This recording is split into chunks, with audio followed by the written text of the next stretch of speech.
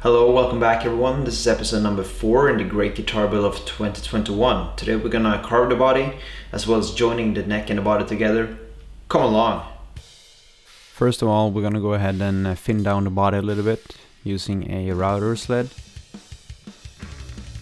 I'm removing about 6 or 7 millimeters of material here, which is pretty much the same thickness as the top we added.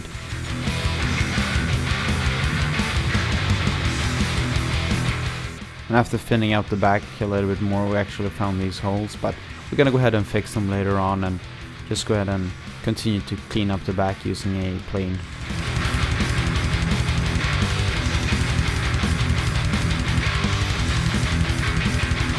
Now it's time to route the neck pocket. So I went ahead and clamped down 2 pieces of straight wood to the side of the neck.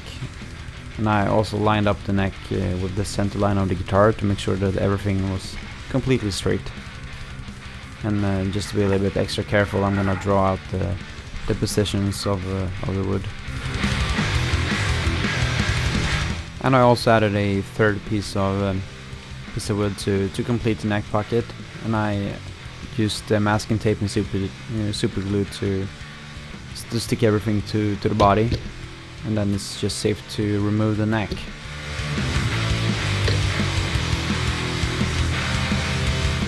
So this is neck pocket, and I'm gonna go ahead and drill out a little bit of material because it's quite a bit of stuff that's gonna go away.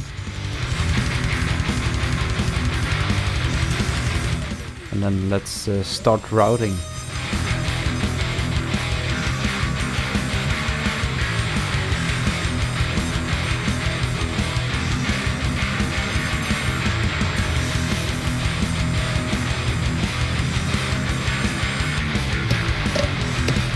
And after a couple of passes, it's safe to remove the template and just continue on the body. So this is what it looks like right now.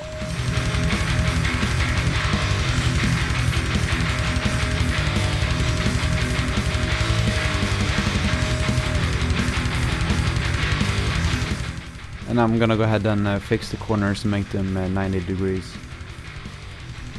And also gotta fix this little thing. And I'm just gonna be using a chisel. Works fairly easy.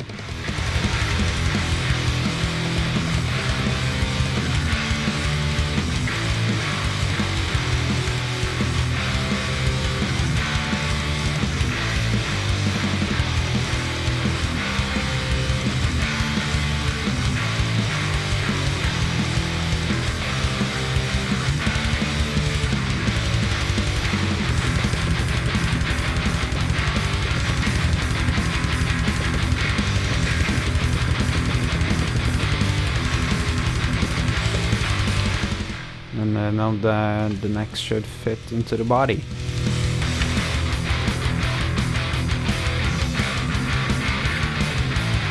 And I'm just going to be using a pickup ring to make sure that I get my neck pocket into the right position.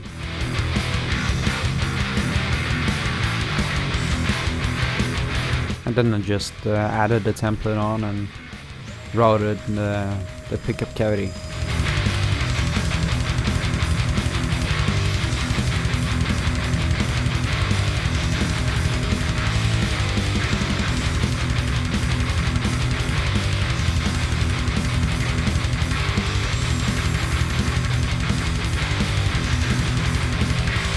And this is the neck pickup cavity done. I'm gonna go ahead and do the bridge one. And I just made some marks where the bridge is gonna go, so I know that I'm safe.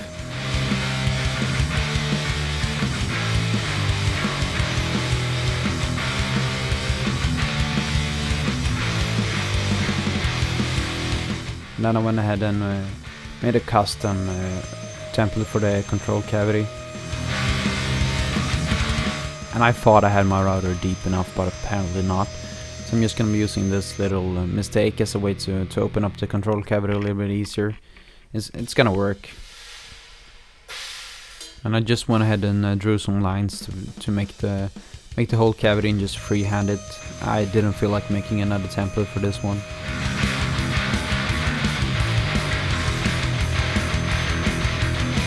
I think it turned out pretty good. And now it's time to carve the body. I'm gonna be using an angle grinder. It's quick and easy, but you gotta be a little bit careful because it removes material at such a quick pace. It's insane.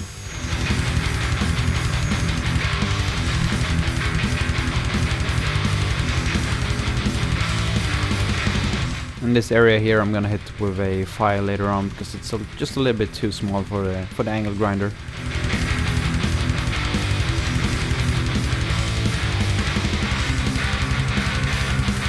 And now I'm just gonna start working on the arm contour.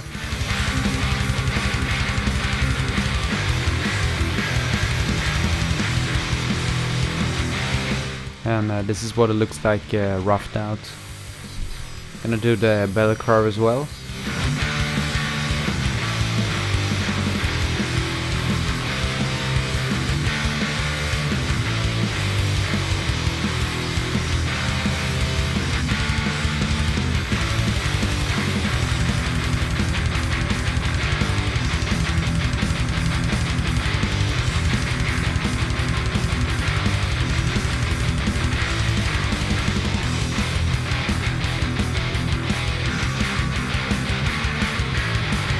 And I'm gonna do this part when I have attached the neck. And then I'm just gonna start blending everything together.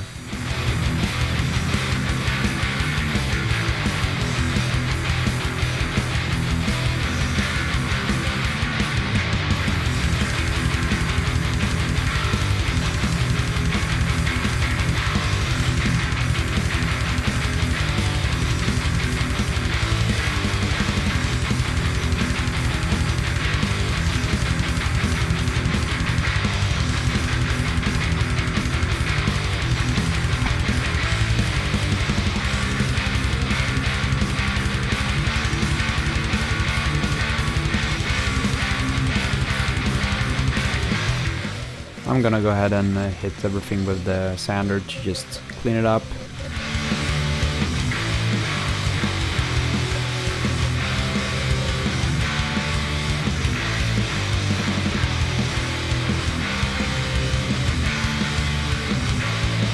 And I'm just gonna make this curve a little bit deeper with a file. And this is what it looks like completely carved.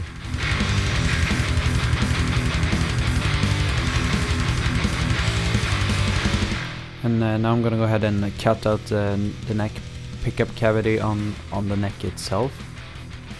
And again, I'm gonna be using a pickup ring to know where I'm supposed to cut. And I'll be using my fret saw to do this. It's just a couple of cuts. So this is the first cut. I went a little bit off, but I'm just gonna fix that with a chisel later on.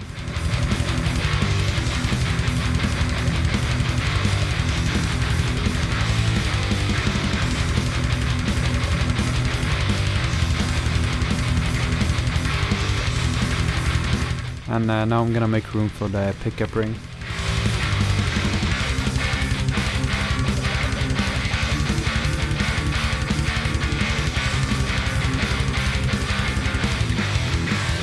And I'm just gonna fix the first cut and make it nice and straight. And now it fits into the body. And I'm gonna go ahead and fix these holes now. I'll be using some 5-minute epoxy, just filling it. I feel like instead of just trying to hide them, why not make them part of the guitar itself?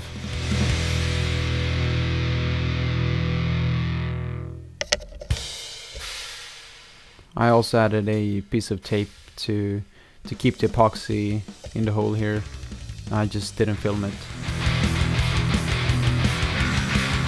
Then I'm gonna go ahead and start sanding the body. I'm gonna start with 60 grit.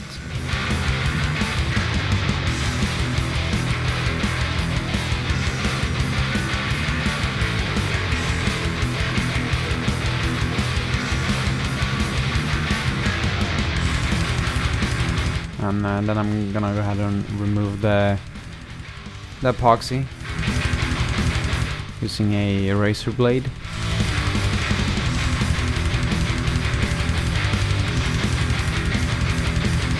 Then I'm gonna go ahead and sand the back as well.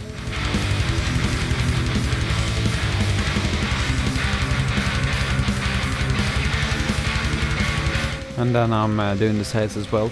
It's a little bit tricky on a guitar shape like this, but it works. And of course the horns has to be hand sanded because I can't fit any machines in there. And this is what it looks like when it's been sanded all the way up to 240 grit. And then I'm gonna go ahead and glue in the neck.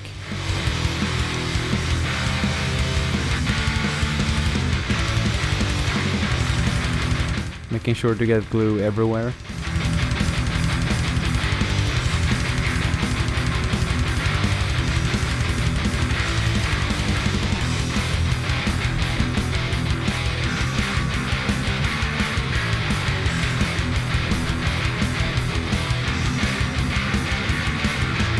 And I'll be using one big C-clamp for this, as well as two smaller ones to hold the neck in place.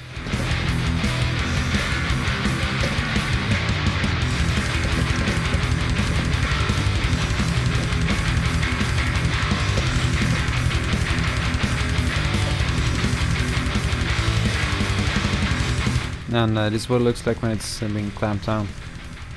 Got some squeeze out that we have to remove, but looks good.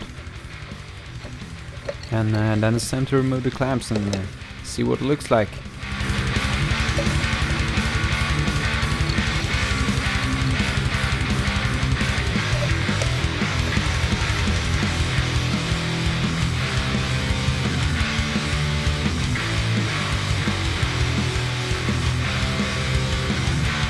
And then I'm gonna go ahead and do a set through design, which I have never done before, so I'm gonna be using hand tools for this.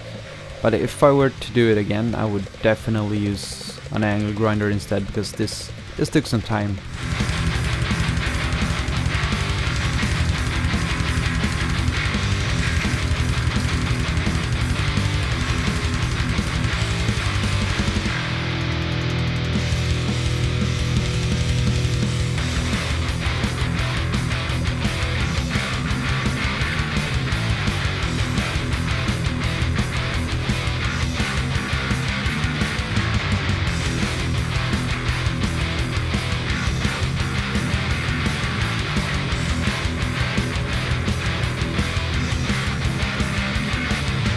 And this is what it looks like when it's been finished.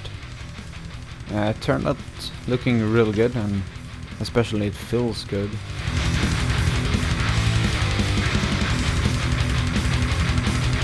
And now I'm gonna go ahead and add side dots. Normally I would add side dots before gluing the neck in, but I just couldn't find my side dot material. I had to look for it, and I just didn't have time before gluing in the neck.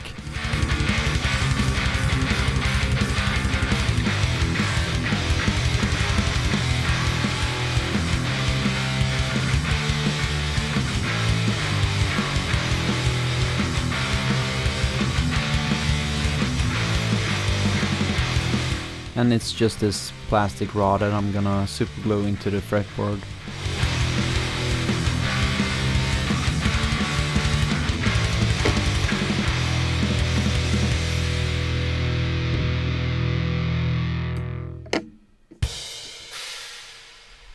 Then it's just gonna need a little bit of filing to clean up. And this is what it looks like. I'm just gonna go ahead and start removing dust and stuff, because I'm gonna go ahead and add sealer. And I also sanded the neck down to 240 grit. And I'm gonna clean up the binding a little bit more. And I'm just trying to make sure to remove as much particles and dust as possible. And then I'm gonna go ahead and tape up the fretboard.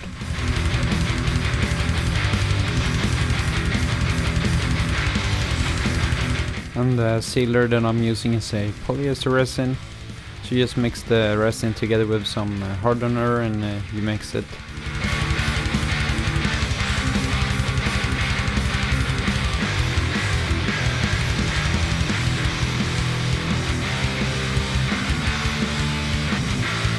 And I'm gonna apply this with what Matt from Texas Toast likes to call a wiener roller. And you can spray it on as well. But just keep in mind that it's gonna destroy your spray gun after a couple of times, so use some cheap one. Something that I really like with polyester sealers is that they work both as a sanding sealer as well as a grain filler, which makes everything a little bit faster. And this is after the first coat. So this is a guitar after one coat of sealer. It still needs another coat, and after that it's actually time to start working on the finish, which is gonna come in the next episode. And if you enjoyed this video, please consider subscribing and or liking the video, because it would really help out. And with that being said, have a nice day, and I'll see you in the next one.